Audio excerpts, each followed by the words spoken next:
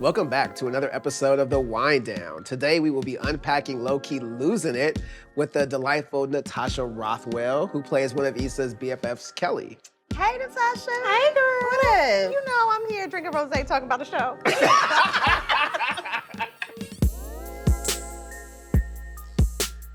So we got a lot of insight into the new friendship now that Tiffany's child is born.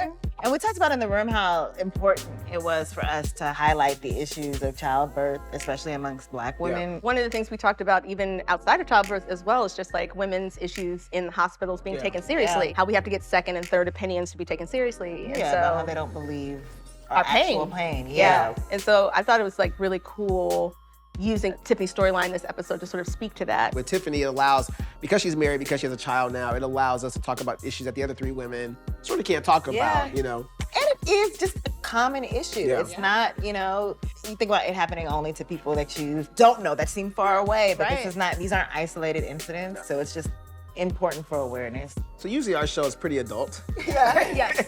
But what was it like to work with an actual baby in this episode? It was wild. I wanted to make sure that baby was okay first because there was a lot happening that day. Like the space we shot was very small. We were pressed for time. Yeah. Also, the mom or the parents are right there watching your episode. So the parents are right there, and then there's also like the parents have like baby handlers, so they're like 4 people looking out for the baby, and no one looking out for no one looking out for me. What about me?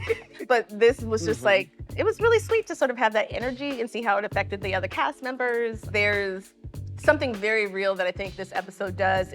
We see how motherhood is affecting Tiffany, but also when your friend has a child, it changes your relationship to that friend. So I remember last season, obviously, when we've been building up to this distance between Tiffany and Kelli. How far do you think Kelli and Tiffany have come since the baby shower? I think they've reconciled. I don't think there's any animosity, but I do think that Kelli might feel like she has something to prove as far as, like she can be there for Tiffany. And so in a world where Tiffany sort of preferred her other friends to throw the baby shower, I feel like Kelly's trying to prove her worth and doesn't want to lose her friend to motherhood, which means that they're still in the circle, but they won't be going out late or like, we have to see a matinee instead of an evening movie, that kind of thing. And so I think Kelli doesn't want that to change.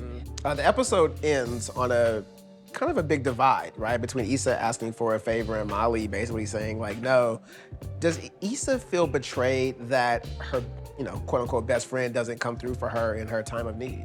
Of course, I think hurt, betrayed, confused, Molly holds her down. And I think to the extent of Issa maybe taking that for granted, she knows that Molly's busy. She knows that Molly wants this relationship to work, but I think Issa just has tunnel vision specifically when it comes to this block party. It has to succeed. And so in Molly denying her help, it's like she's essentially rooting for Issa to fail, at least in Issa's mind, of just, I'm not going to sacrifice this relationship that I've been trying to maintain to help you with this little thing that might not work in the first place because you have a history of not having things work. So, and I think that's just, for Issa, that's a hard pill to swallow. Given Molly's choices in this episode, what do you guys do when your best friend chooses their significant other over your relationship? This is gonna sound like hyperbole, but you do have to grieve the friendship that you had.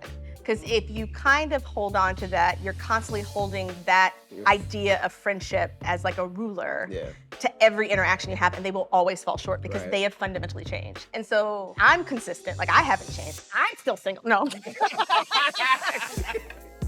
Thank you for joining us for another episode of The Wind Down. Stay tuned for a new episode next week. Cheers. Cheers.